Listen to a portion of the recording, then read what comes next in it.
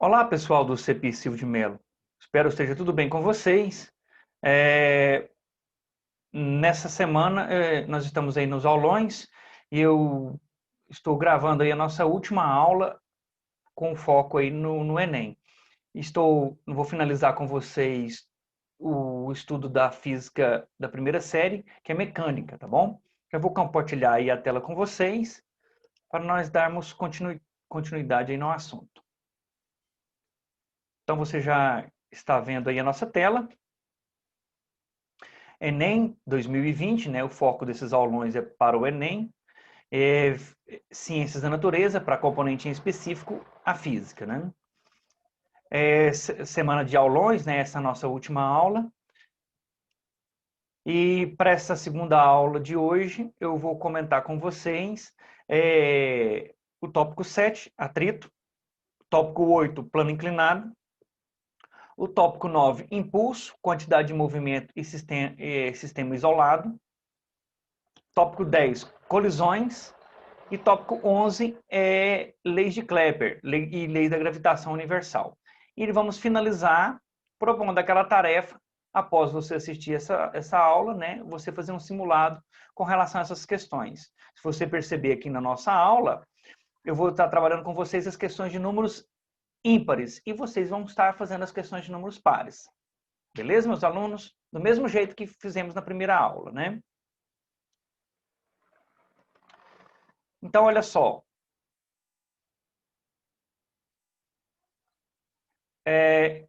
Atrito, roteiro de estudo, né? Força aplicada a um corpo. Então, a força está sendo aplicada a um corpo, né? Força de 10 significa força de destaque. Máxima força de atrito estático, né?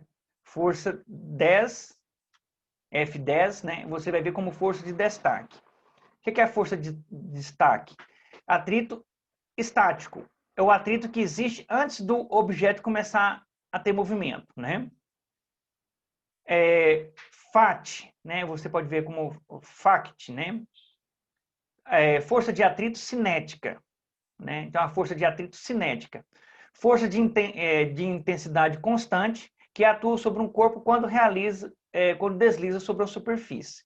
Então, porque existe o atrito, o objeto para. Se não existisse atrito, nunca esse objeto pararia após uma força exercida sobre ele, né?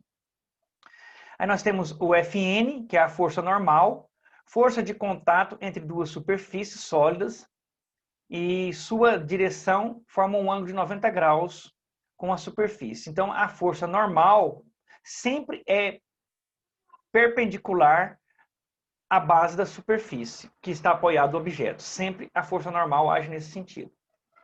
Mi-E e Mi-C. Mi-E é uma letra grega, né? O Mi-E significa coeficiente de atrito estático.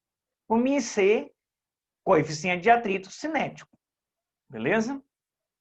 Então, nós temos aí que a força de destaque é igual ao μe, coeficiente de atrito estático, vezes a força normal. E FACT, ou força de atrito cinética, né, é igual ao coeficiente de atrito cinético, vezes a força normal. Então, observe sempre que eu tenho que calcular a força normal. 2.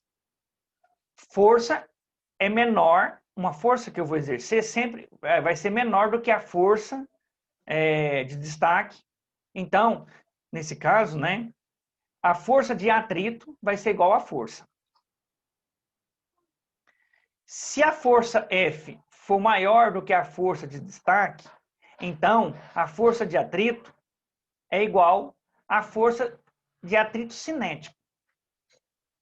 Beleza? Esses conceitos a gente tem que ter em mente, né? É bem verdade que aqui está bem resumido, tá? Coisa que nós trabalhamos em meses, aqui eu estou fazendo um resumo bem rápido, né? Atrito. Então, olha só. Esse enunciado aqui, você vai fazer a questão 2. Eu vou fazer a questão 1, como eu disse para vocês, e você vai fazer a questão 2. Então, por esse enunciado aqui, ele fala o seguinte, ó. Uma pessoa precisa mudar de lugar um móvel de arquivo. E para isso, exerce sobre ele uma força horizontal de modo F. Então, a força está agindo nesse sentido, né? Se a pessoa exerce uma força F de 360 newtons, a força de atrito entre o móvel e o chão e a aceleração terão, respectivamente, em módulos, né? Então, olha só. A força de atrito, a força normal vai ser igual à força peso. E peso é massa vezes gravidade. Então, a força normal não age nesse sentido, perpendicular.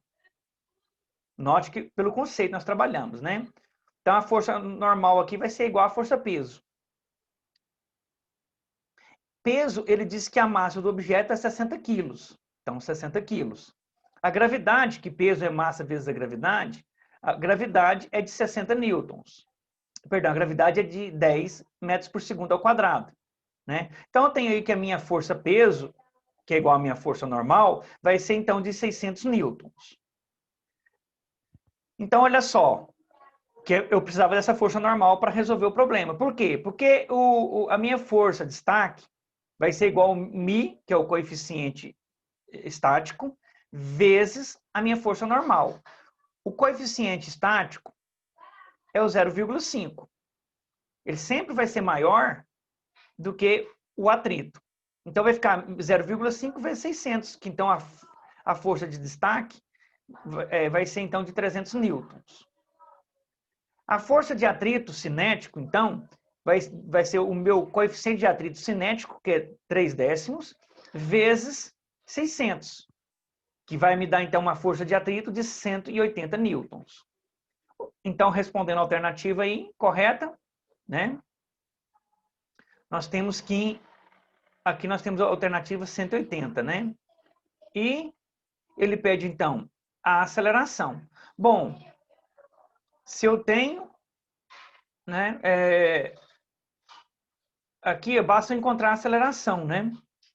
Se olha só, a aceleração do móvel, então, vai ser de 3 metros por segundo, né? 3 metros por segundo ao quadrado. Eu acho que faltou essa continha aqui, né? Depois eu posso reforçar por que vai ficar 3 metros por segundo ao quadrado, caso não seja compreendido, tá? Item 3. Questão 3. Um bloco de peso de 100 newtons, um bloco de peso de 100 newtons repousa sobre uma superfície plana e horizontal. Sobre o bloco é aplicada uma força horizontal, como mostra a figura abaixo, né? Então, nós temos aí uma força F, agindo da esquerda para a direita, né? E o bloco e a superfície de atrito. E o gráfico a seguir representa a intensidade da força de atrito que atua no bloco, né? Força de atrito é de 75 newtons, né? E que atua sobre... em função... que atua força de atrito entre o bloco e a superfície de atrito. E o gráfico a seguir representa a intensidade da força de atrito que atua no bloco em função da intensidade F. Então, olha só, pessoal. Então, a força de atrito de 0 a 75 e 50, né? Então, olha só. O coeficiente de atrito estático é cinético entre os blocos. Bom, meus alunos, tem algum ponto que o coeficiente de atrito cinético é o menor, né? E o coeficiente de atrito estático é o maior, né? Então, o que acontece? Vamos olhar o cálculo aqui. Pro lado de cá, ó. Então, a minha força normal, então, vai ser perpendicular, vai ser igual à força peso, né? Então, 100 newtons, a minha força normal vai ser de 100 newtons. A força de destaque vai ser igual a μ estático vezes a força normal. O μ estático é o que eu quero saber. Então, a força de destaque vai ser de 75 newtons. 75 newtons. Então, meu μ estático é de 0,75. né? Ou 75 centésimos, né? O Mi estático. E o Mi cinético? O Mi cinético sempre é menor porque é um atrito que já está em movimento, né? Então, o Mi cinético vai ficar o seguinte. A força de atrito cinético é de 50 newtons, vezes o Mi cinético que eu quero saber, vezes a força normal, que é 100.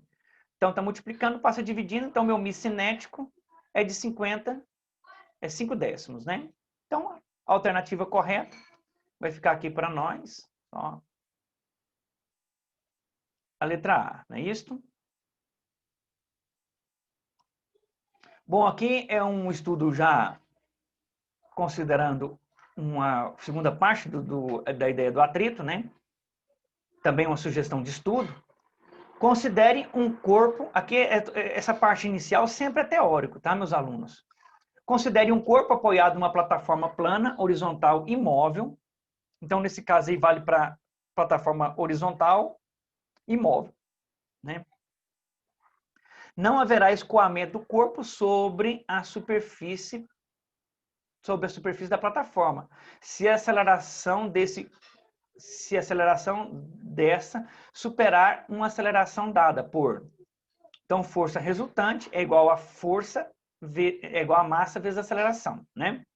Então, a força de atrito estático é igual a massa vezes aceleração. Então, a força de atrito estático, eu vou trocar por Mi estático vezes a minha força normal, que é igual a massa vezes aceleração. A minha força normal, que vai estar agindo aqui nesse caso, na teoria, é a minha força peso. Peso é igual a massa vezes a gravidade. Eu posso cortar a massa com massa, né? Então, minha aceleração vai ser igual ao meu Mi estático vezes a gravidade. Note, teoricamente, que nesse contexto aqui, independe da massa. Então, pode ser um objeto muito pesado ou um objeto pouco pesado, que independe. Se ele estiver na horizontal, né? Se ele estiver móvel, né? E numa superfície plana, né? O que vai acontecer? Independe da massa. Não necessariamente que esteja ligado à ideia da massa.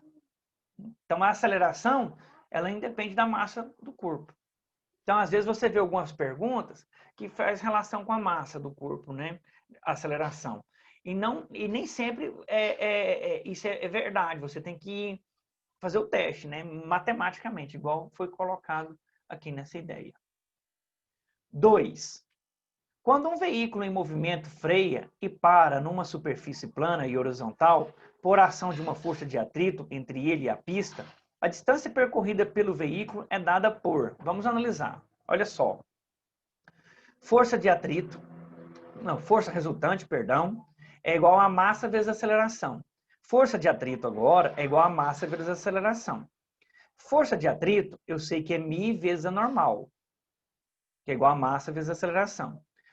Força normal, nesse caso, como está horizontal, a normal está agindo perpendicular, é a força peso. Então, vai ficar massa vezes a gravidade. Massa com massa eu posso cortar. Então, uma aceleração nesse sentido, no caso do veículo, numa frenagem, vai ser igual a Mi vezes a gravidade. Então, o coeficiente de atrito vezes a gravidade. E o coeficiente de atrito, meus alunos, vários fatores vai depender para esse coeficiente de atrito. A pista, se é chuva, se é seco, se é de dia, se é de noite, se é molhado, né? Se os pneus são novos, o veículo o tipo de freio que tem esse veículo. Então, tudo isso vai influenciar. Então, lógico, nós consideramos essas coisas, né? Para o cálculo ficar mais simples e resolvemos a situação. E aqui nós partimos da ideia de Torricelli, né? A equação de Torricelli, velocidade é igual a V0 ao quadrado, mais 2 vezes a aceleração vezes a variação do espaço, que eu troquei por D. Variação do espaço é a distância, né? Aceleração, então, eu vou trocar por Mi vezes a gravidade, né? E aí eu tenho velocidade ao quadrado é igual a velocidade inicial ao quadrado mais 2 vezes Mi vezes a gravidade vezes D. Então, aqui está tudo multiplicando, né? Vai passar tudo dividindo, né? tudo dividindo. Está multiplicando, vai passar tudo dividindo. Aí ele fez uma jogadinha aqui, né? Sempre tem essas pontos de estrangulamento nas demonstrações matemáticas, né? Ele acabou desaparecendo com a velocidade final, né? Ou seja, só depende da minha velocidade inicial. Então, minha velocidade inicial... Então, a distância nesse caso aqui, de freagem, né? Vai depender da minha velocidade inicial ao quadrado, dividido por 2 vezes o coeficiente de atrito, vezes a gravidade. Tá vendo? Também depende da massa do veículo, né? Blocos vinculados. Força resultante é igual a massa vezes a aceleração. A força resultante, então, vai ser a força menos a força de atrito, que é igual a massa vezes a aceleração. Então, agora nós temos aqui, ó, uma carreta uma carga transportada na carroceria de um caminhão deve estar bem presa, pois ao longo do percurso o caminhão sofre inúmeras acelerações e a carga pode não acompanhar o movimento da carroceria, já que a única força que evita o seu deslocamento pela carroceria é o atrito estático devido ao contato. Exatamente. Então, se for uma freada muito brusca, a tendência da carga é vir para cima da cabine. Já aconteceu vários acidentes nesse sentido, meus alunos. Tá? Vários. Suponha que uma carga esteja solta sobre a carroceria plana e horizontal do caminhão e que o coeficiente de atrito estático entre essa carga e a carroceria é de 0,2 ou 2 décimos, né? Nesse caso, para que a carga não escorregue, o módulo máximo de aceleração que o caminhão poderá ter será. Então, nós vamos adotar a gravidade como 10. Nós calculamos lá anteriormente, né? Por isso que eu posso usar então esse modelo aqui. Então, a aceleração é igual ao coeficiente o coeficiente estático vezes a gravidade. Se o coeficiente estático for 2 décimos vezes 10, então a minha aceleração vai ser no máximo, né, de 2 metros por segundo ao quadrado. No máximo. Se a minha aceleração for superior a essa, a minha carga vai ficar para trás. Se for inferior a essa, se for desacelerando, né, a minha carga pode vir para cima da cabine do caminhão.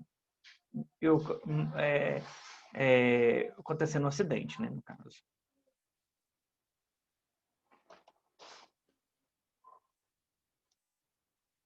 Próximo slide, agora já é plano inclinado, né?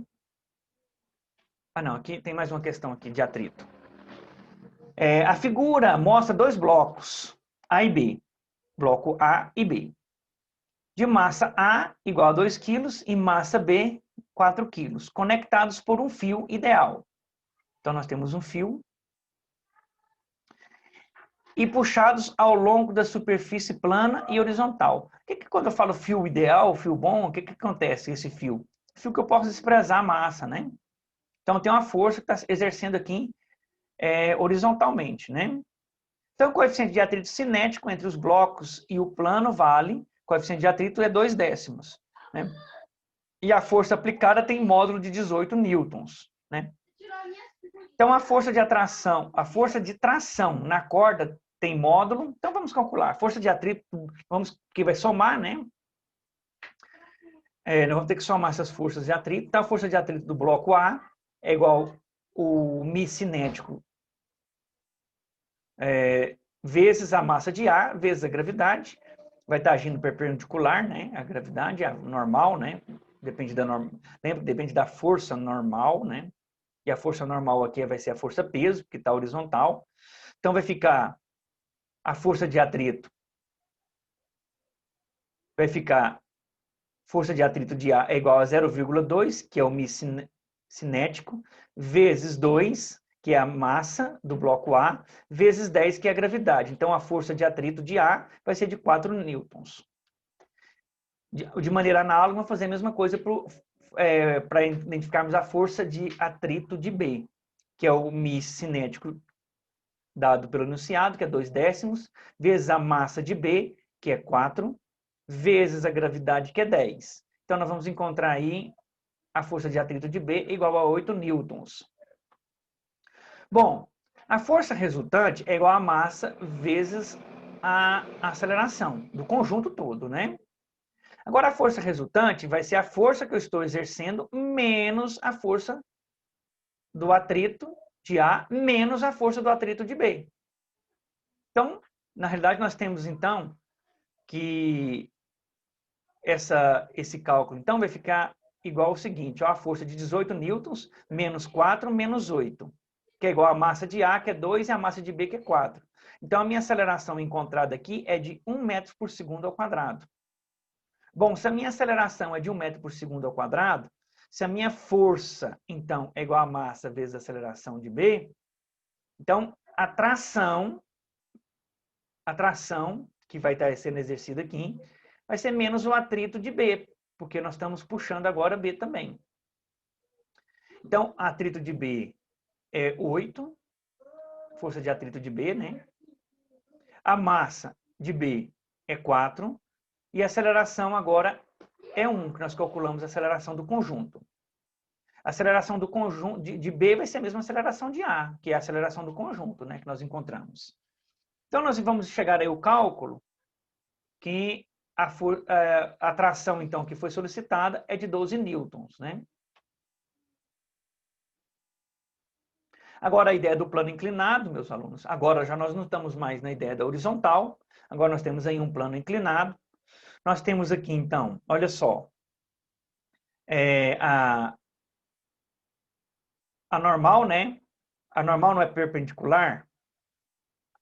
Aqui, do mesmo jeito, o raciocínio, tá? Então, nós temos aqui a força normal, ou força-peso normal, tá? Que ela é perpendicular, formando 90 graus com a base. A base de apoio, ela está inclinada. Qual é o ângulo de inclinação? Θ, né? Um ângulo de inclinação. Aí a força-peso vai estar agindo nesse sentido, né? Tem um ângulo de inclinação aqui da força-peso. A minha força-peso normal e a força-peso P1 aqui, ó, vai estar agindo no sentido de que ela desça aqui essa rampa, né? Teoricamente uma rampa. Então, como é que vai ficar, então? O peso de T, né?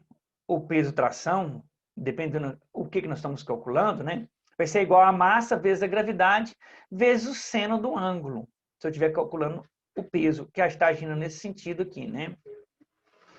E a força normal? A força normal vai estar nesse sentido, e aí vai ser o seguinte, ó, é massa vezes a gravidade vezes o cosseno de θ. Se eu quero calcular a força normal, ou o peso da normal, né? Vai ser igual a massa vezes a gravidade vezes o cosseno de θ. Então, note, depende do que eu vou calcular, né? Se tiver uma inclinação no meu plano, né? Então, a força de atrito é igual a μ vezes a força da normal. Do mesmo jeito nós fizemos nas questões anteriores, né? A força... Então, a força de atrito vai ficar massa vezes a gravidade vezes o cosseno. Observe que eu troquei aqui, ó, o força da normal por quanto vale a força da normal. A força da normal vale massa vezes a gravidade vezes o cosseno. Ele não está agindo nesse sentido, né? A normal, o ângulo vai ser considerado aqui o eixo no eixo X do plano. Então, ali, quando eu me considero no eixo do X, eu estou me referindo ao cosseno. E quando eu penso no eixo do Y, eu estou me referindo ao seno. Depende do que eu estou calculando. É isso que você vai observar, né? Inicia-se o deslizamento quando μ é igual a tangente de θ. Quando inicia-se o deslocamento, o μ, o coeficiente de atrito, vai ser igual a tangente de θ. Então, quero saber quanto vale μ? Basta eu calcular a tangente de θ. Então, vamos para o exercício. Então, olha só.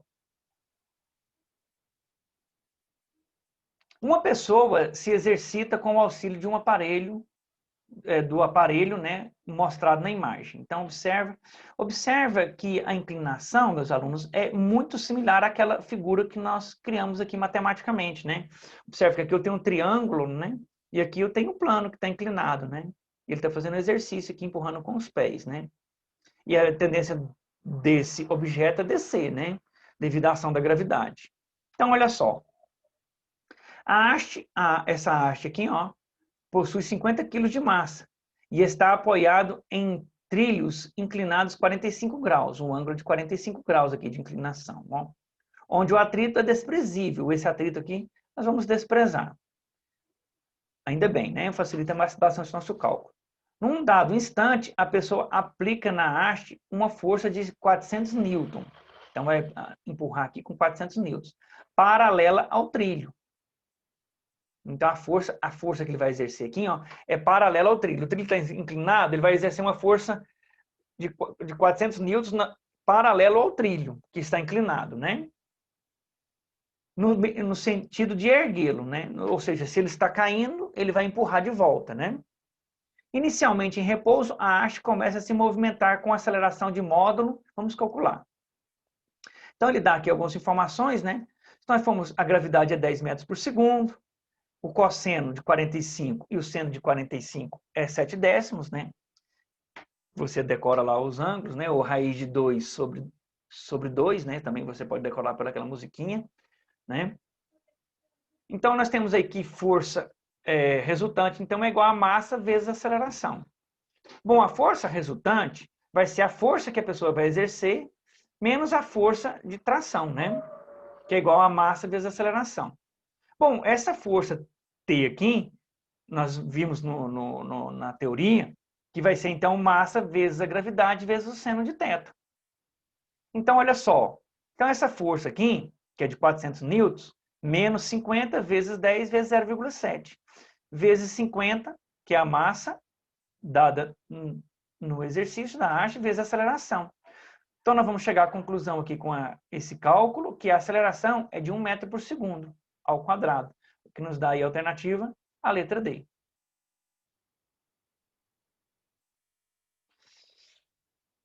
Questão 3, sobre plano inclinado.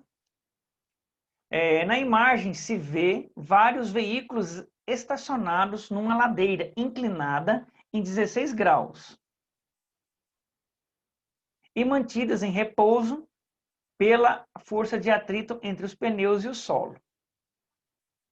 O coeficiente de atrito estático entre os pneus e o solo vale 1, muito atrito.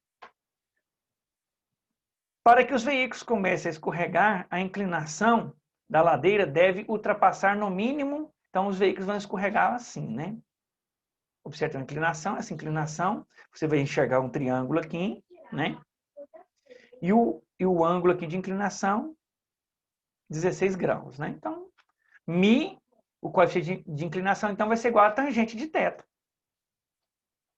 E a tangente, então, de θ vai ter que ser igual a 1, porque ele diz que o coeficiente de atrito é igual a 1. Quando a minha tangente é igual a 1? Quando o meu ângulo é de 45 graus. Então, até 45 graus, né, até antes de 45, ele se mantém estático, né? A partir de 45 graus, ele já vai começar o quê?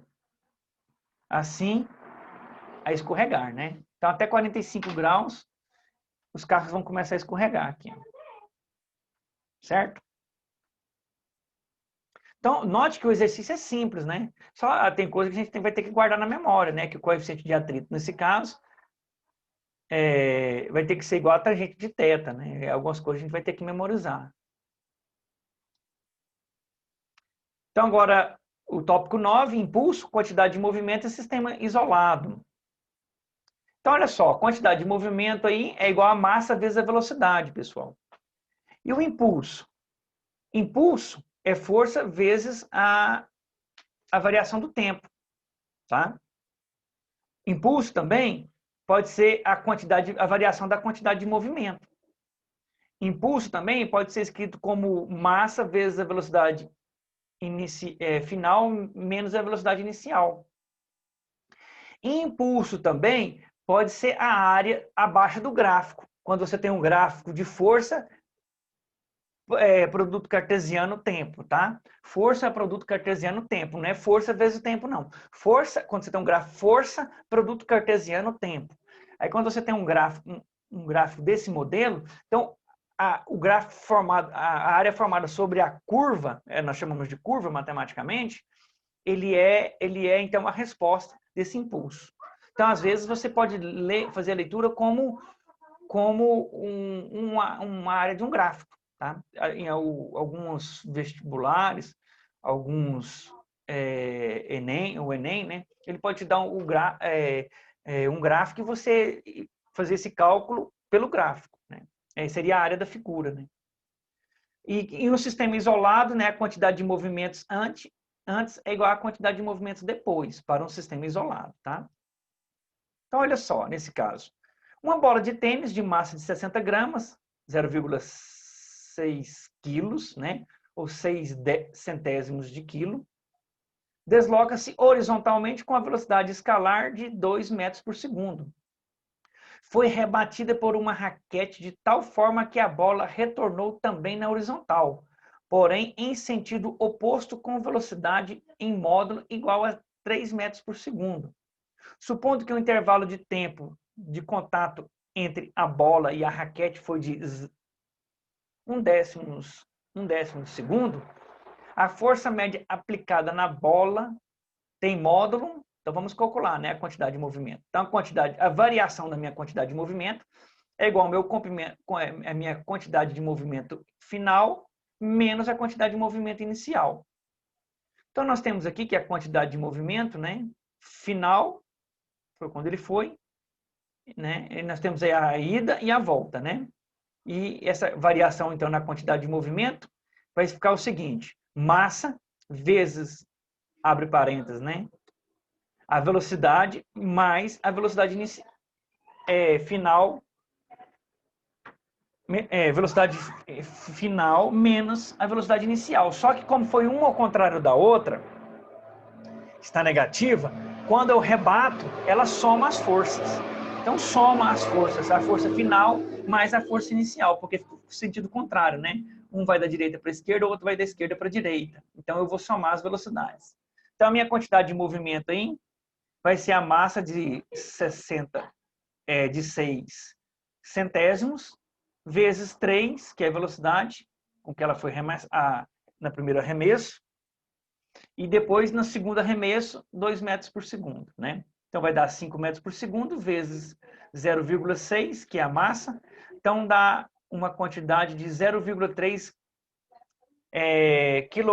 quilogramas por metros por centímetro, né? Metros por centímetro. Aí, nós vamos fazer uma conversão aqui agora, né? Um cálculo. Quanto que vai dar isso, então? Fazendo o cálculo aí, nós vamos chegar à conclusão de que a força, então, vezes a variação do tempo, né? Então, nós vamos ter que o tempo foi de 1 segundo, não, 0,1 segundo, né? 1/10 de segundo. Então, 1/10 de segundo vezes 0,3. Então, nós vamos ter que a força, então, média aplicada foi de 3 newtons, né? Nesse sistema todo, né? A força média aí, calculada, foi de 3 newtons. O grande diferencial aí é você saber que como as velocidades ficam um contrário da outra, né? Quando foi rebatido, ao invés de subtrair, como nós estamos acostumados a fazer, nós vamos somar as forças, né? Aí basta multiplicar pela massa, nós vamos achar aí a quantidade de movimento, né? E aí a quantidade de movimento nós transformamos, de acordo com a teoria, sabendo o tempo que durou o rebate, né, da raquete em 1/10 de segundo, nós encontramos aí que a minha força média, então, aplicada nessa situação foi de 3 newtons. Questão 3. Suponha que em uma partida de futebol americano, os dois jogadores que se aparecem em primeiro plano, na figura sofram uma colisão inelástica frontal. Então, eles sofreram uma colisão inelástica. O que é a colisão inelástica? Eles bateram e ficaram juntos. uma colisão elástica, eles podem bater e um cai para um lado, não cai para o outro, né? Nesse caso, é uma colisão inelástica. Então, eles bateram, formaram um corpo só, né? É isso que está falando. Nesse caso, considerando-se que o sistema formado pelos dois atletas isolados mecanicamente, pode-se concluir que os jogadores ficarão parados no ponto da colisão se tiverem... Vamos analisar, né? Olha só. Numa colisão, ocorre a conservação de quantidade de movimento do sistema. Então, numa colisão, vai ocorrer a conservação da quantidade de movimento. Na situação descrita, a colisão, a quantidade de movimento é nula. Por que nula? Porque ela é inelástica, né? Ou seja, então a minha quantidade de movimento antes é igual à minha quantidade de movimento depois. A teoria, né? Então, somando essas duas quantidades de movimentos aqui, a de antes e depois, é igual a zero, porque ela é inelástica. Ou seja, a minha quantidade de movimento inicial vai ser igual à minha quantidade de movimento final com um sinal trocado, né? Antes da colisão, o jogador possui a mesma quantidade de movimento, opostas, e de mesmo modo, né? Então, a alternativa correta aí é a letra C, né?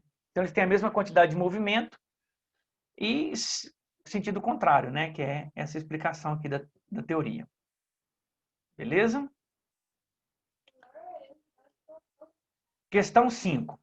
Duas crianças, A e B, de massa A 60 kg, B 40 kg, patinam deslocando-se em linha reta com velocidade escalar de velocidade de A 2 metros por segundo e velocidade de B 1 metro por segundo, no mesmo sentido, com A atrás de B. Quando A alcança B, ambos se agarram e passam a se deslocar juntas com a velocidade escalar igual a... Então, a quantidade de movimento antes é igual à quantidade de movimento depois. Quantidade de movimento é massa vezes aceleração. Então, vai ficar massa vezes aceleração de A, massa de A vezes aceleração de... Massa de A vezes a velocidade de A, mais massa de B vezes a velocidade de B, né? Isso aqui nós vamos colocar as massas em evidências, vai ficar então igual a velocidade então do sistema AB, né? Então olha só, massa de A é 60, massa de B, velocidade de A é 2, massa de B é 40, velocidade de B é 1, massa de A é 20, massa de B 40. Fazendo o nosso cálculo aqui, nós vamos chegar à conclusão de que a velocidade do sistema agora, de ambos juntos, da velocidade de A e B, vai ser então agora, não é nem 2 e nem 1. Agora a velocidade dos ambos que estão juntos, né? Ambos conjuntamente juntos, né? Vai ficar como? Vai ficar igual a 1,6 metro por segundo, essa velocidade. Então, nós vamos ter como alternativa correta a letra C. Colisões. Teoria, tá? Sugestão aí de estudo. Velocidade antes é igual à velocidade de A menos a velocidade de B. Então, velocidade relativa de aproximação entre as partículas A e B antes da colisão. Velocidade depois. Velocidade linha de B menos a velocidade linha de A. Velocidade relativa de afastamento, isso aqui é de aproximação antes da colisão. Velocidade de afastamento, velocidade depois da colisão, né? Agora nós temos aqui o coeficiente de elasticidade, né? O coeficiente de restituição, né? De restauração, você pode ver com esses nomes, né? Ou coeficiente elástico, você pode ver esse nome.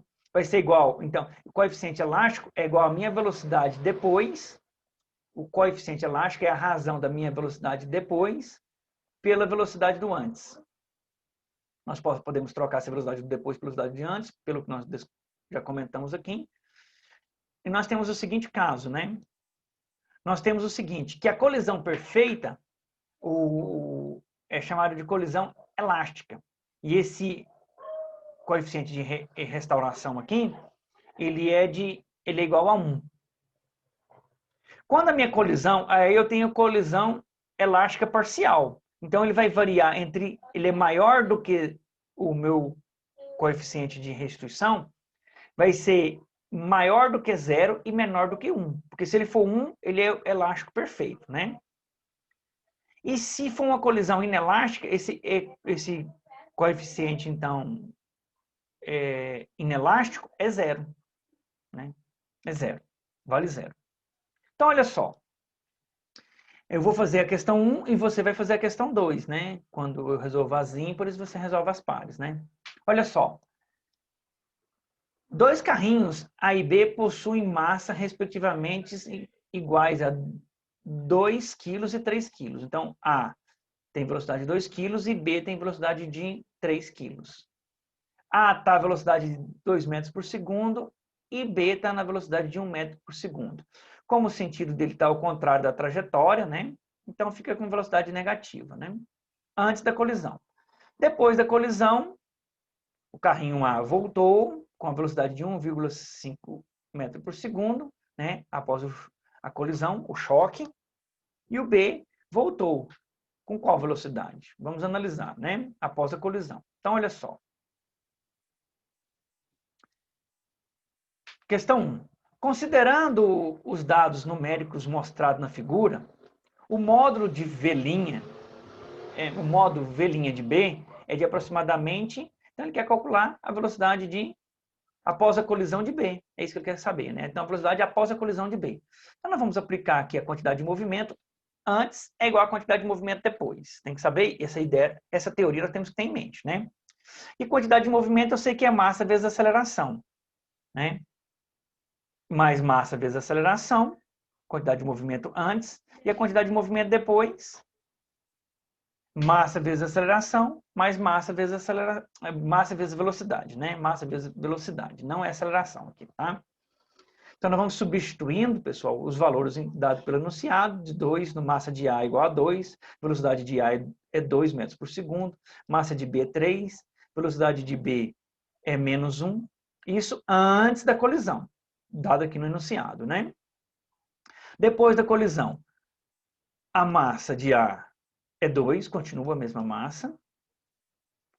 A massa de B é 3, né?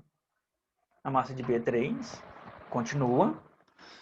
A velocidade de A é menos 1,5 e a velocidade de B é o que eu quero achar. Faz a seguinte, resolve essa expressão agora e acha que a velocidade de B vai ser 1,3 metros por segundo. Certo? Então, houve aí se você somar aqui, né? Se você somar as duas velocidades, né?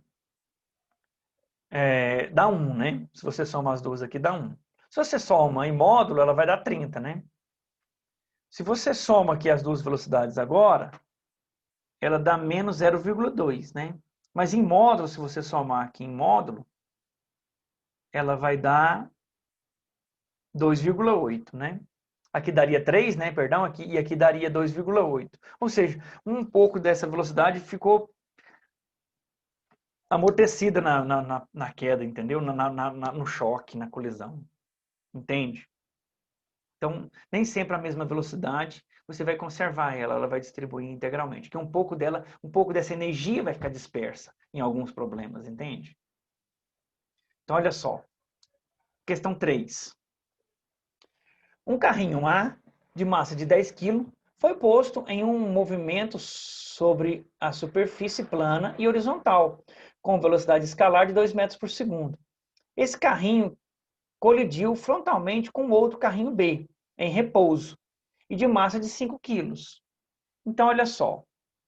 Após a colisão, o carrinho A continuou a se deslocar no mesmo sentido inicial, porém com velocidade escalar de meio metro por segundo. Note que a velocidade linha de A, né? O coeficiente de restituição, que é o E, dessa colisão é de 0,2. Desprezando quaisquer atritos e forças externas, A velocidade escalar de B após a colisão foi. Então, nós vamos aplicar que o coeficiente de restituição é igual à velocidade do depois pela velocidade do antes. Então, basta fazermos isso. Justamente o que vai ficar faltando aqui é a velocidade de B depois da colisão. Então, é o que nós vamos calcular, substituindo aqui na minha equação, que a velocidade de B após a colisão foi de 0,9 metros por segundo. Ok, pessoal? Questão 5. O esquema a seguir mostra o movimento de dois corpos, A e B. Então, tem o corpo A e o corpo B. Observe que estão na mesma direção e mesmo sentido. Só que o corpo A está mais rápido que o corpo B. Então, vai acontecendo colisão, né? Olha só. De massas iguais, eles têm massas iguais. Antes da colisão frontalmente. Considere a colisão perfeita, elástica. Então, vai ser 1, né? O meu coeficiente de restituição lá é 1, porque é uma colisão perfeita. Após a colisão, as velocidades escalares de A e B são, respectivamente, em metros por segundo. Numa colisão unidimensional, né, ocorre troca de velocidades. Quando o E é igual a 1, que é uma colisão perfeita, né? Então, já que as massas são iguais, né, massa de A é igual a massa de B, o que nós vamos ter nesse caso? Deixa eu só voltar aqui. Opa, está avançando, né? Calma aí, deixa eu só...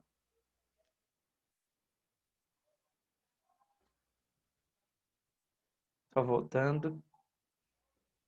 Então, nós temos aqui o seguinte, eu acho que essa questão aqui está... O que vai acontecer com ela aqui, meus alunos? Olha só.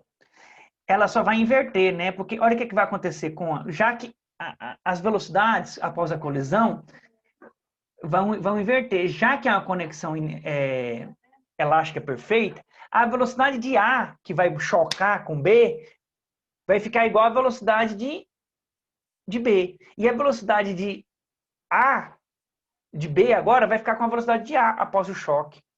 Por quê? Como A está mais rápido, após a colisão, o que vai acontecer? Ele vai empurrar B. Então, qual que é a velocidade de B, intuitivamente? Vai ser igual à velocidade de A. E qual que é a velocidade de A? Vai ser agora igual à velocidade de B, porque ele teve que... o choque, né, manteve a velocidade, trocou as velocidades. A velocidade de A vai para ser a velocidade de B, e a velocidade de B vai ser a velocidade de A, já que as massas são iguais e a colisão foi perfeita, né? Elástica. Colisão perfeita elástica, tá bom? Agora nós vamos para o nosso último tópico, que é lei de Kepler. Lei de Kepler, né? Lei da gravitação universal. Essa lei da gravitação universal é de Newton, né? Lei de Kepler. Primeira lei de Kepler, ele fala o seguinte, ó, a órbita de um planeta em torno do Sol é elíptico. Então, a órbita de um planeta em torno do Sol é elíptico. Elipse é essa figura aqui matemática, tá? Essa bola achatada, né? Esse círculo, né? Achatado, melhor dizendo, né? No plano é um círculo, né? É um círculo achatado, tá? Essa é uma elipse. E a segunda lei de Kepler diz o seguinte, que a área varrida, essa área varrida 1, área varrida 2. A área varrida pelo vetor posição é diretamente proporcional ao tempo gasto, ao tempo para percorrer essa distância. Ó. Então, a área varrida aqui, nesse caso, essa área aqui varrida pelo vetor posição, a razão da área aqui é igual à variação desse tempo que ele gasta para fazer esse percurso daqui a aqui. É isso que ele está falando. Segunda lei de Kepler. Terceira lei de Kepler, o cubo da distância média de um planeta em relação ao Sol é diretamente proporcional ao quadrado do seu período de translação. Ou seja, o cubo da distância é igual ao quadrado do período de translação. É a terceira lei de Kepler. Né? Então, são as três leis de Kepler aí.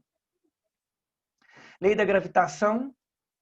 A lei da gravitação é força, é igual a constante de gravidade, vezes a massa do corpo menor, vezes a massa do corpo maior, dividido pela distância ao quadrado. Essa lei da gravitação universal aqui é bem familiar para vocês da terceira série, a lei de Coulomb.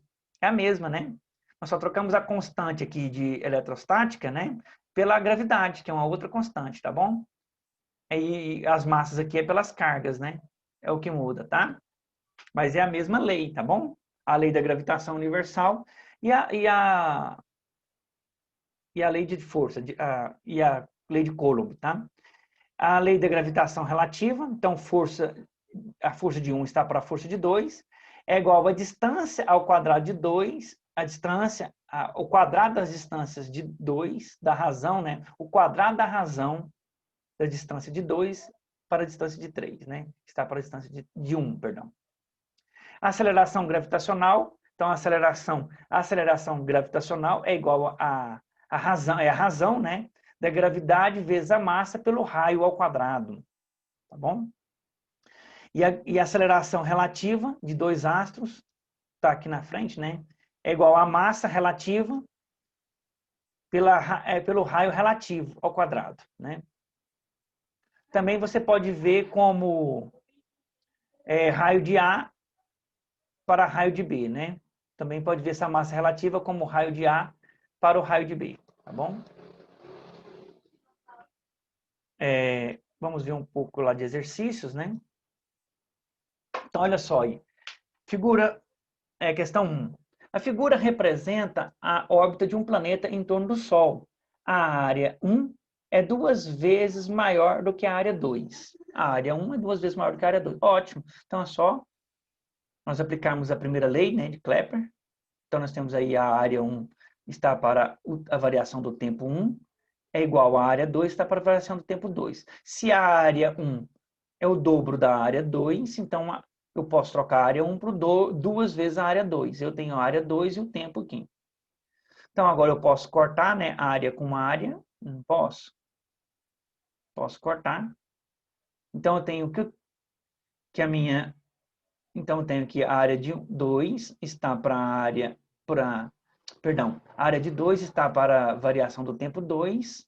Posso cortar aqui, né? Então, eu tenho que é igual a 4, né?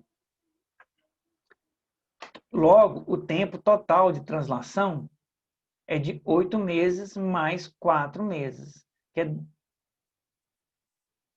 8 meses mais 4 meses. 8 meses foi dado... olha aqui. Se no planeta percorre um arco com 8 meses, esse arco aqui, ó, gastou 8 meses, então esse pedaço aqui vai ser 4. Então, o total aqui, ó, qual é o período de translação do planeta? O período de translação é de 12 meses, né?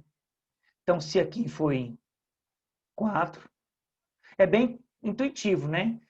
Se aqui é 8, olha aqui, ó, do primeiro arco, e é o dobro aqui, então vai ser então aqui vai ser a metade. É bem contraintuitivo. Não precisa você pode fazer dessa forma, né? Mas por que eu posso agir dessa forma? Por causa da teoria que existe aqui, né? Então, eu posso decorar teoria para me ajudar a fortalecer esse argumento, né? Mas eu posso simplesmente analisar a situação. Bom, se desse ponto aqui até aqui, desse arco, ele gastou 8 meses, se essa área aqui eu dobro dessa, então aqui ele vai gastar 4 meses. Então, o arco total, né, a translação total do planeta vai ser de 12 meses. Bem contraintuitivo, né? Questão 3, pessoal. Nos últimos anos, astrônomos descobriram centenas de sistemas planetários semelhantes ao nosso sistema solar. Nesses sistemas, um certo planeta orbita sua estrela, aproximando-se e afastando-se dela periodicamente. De acordo com a primeira lei de Kepler, a órbita desse planeta é uma elipse, né? É uma elipse. Com a estrela entrando num dos focos dessa elipse. Isso, pela primeira lei de Kepler, é isso mesmo. Então, olha só, de acordo com a primeira lei, a órbita de um planeta em torno de uma estrela, astro central, é elíptica, estando a estrela num dos focos dessa elipse. Né? Então, é isso mesmo. Primeira lei de Kepler, tá? E é bom, pessoal, essas questões de exercício, porque pelo exercício a gente acaba falando alguma coisa a mais que a gente deixou de pontuar na teoria, né? Tá bom? Questão 5. Um cometa possui uma órbita elíptica em torno do Sol. Sempre elíptico, tá? O movimento dos astros sempre vai ser elíptico. Sua distância afética é 7 vezes maior do que a sua distância perihélica. O que ele está falando? A distância, quando ele está em maior distância do Sol e quando ele está em menor distância do Sol. É isso que ele está falando. Seja F afético e F penélio. Penélio, hélio é o Sol, vem do grego, tá? Então, mais próximo do Sol, mais longe do Sol. Os modos das forças gravitacionais entre o Sol e o cometa, respectivamente, com o cometa afélio e no período pério, a razão entre F afélio e F periélio vale. Então, eu quero saber a razão. Eu tenho que calcular essa força, né? Então, a teoria lá nos deu, né, que a força do afélio vai estar para a força do periélio, como então a distância do periélio está para a distância do afélio, tudo isso ao quadrado. Como ele diz que a distância é 7 vezes maior, então nós vamos chegar à conclusão de que a razão então é 49. Porque quando nós elevarmos 7 ao quadrado, vai dar 49. Também é bem contraintuitivo também, né? Se você lembrar que essa razão aqui vai ser ao quadrado, é só você, se é 7, é só você levar 7 ao quadrado, que vai dar 49. Tá vendo? É só entender o conceito que está aqui por detrás, né? Quando acontecer isso, quando um objeto está, a força que vai estar agindo ali, naquele sistema, quando ele está longe e quando ele está perto, a razão para estar longe e estar perto. E aí o que acontece? Eleva isso ao quadrado, você vai enxergar a ideia aí da quantas vezes maior vai estar acontecendo nessa razão, né? 49 vezes maior, porque vai tudo ao quadrado, né? Vai ficar muito grande. Pessoal, considerações finais. Chegamos ao fim aí, pessoal, desse intensivão, né? Intense, né?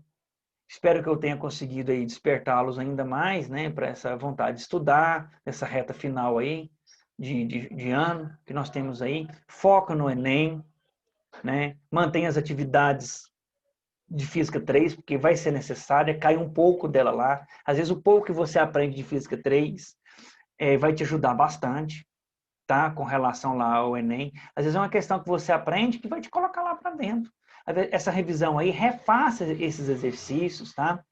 Se você quiser, depois pode me chamar no privado, depois que passar esse período, que eu vou enviar todos os gabaritos das questões que eu propus para vocês, tá? Todas elas estão corrigidas, então eu envio para você, você analisa, tá? As correções. Então, faça a tarefa 2, né? Alguns alunos já fizeram, eu vi, não era bom, né? Porque, apesar de você já estar na primeira série, às vezes já é conteúdo que você domina, né? Porque isso aqui é conteúdo da primeira série, como eu disse para vocês, né? Às vezes é conteúdo que você já domina, foi lá e já fez tudo, né? Tem aluno que já fez a tarefa 2. Então, dê uma olhada depois na tarefa 2, tá? Faça lá a tarefa. Eu me coloco à disposição para você, de vocês no privado, pode me chamar para que eu esclareça alguma dúvida, talvez que não tenha ficado claro. E bons estudos, pessoal, a todos, tá bom? Tudo de bom para vocês e sucesso. Até mais.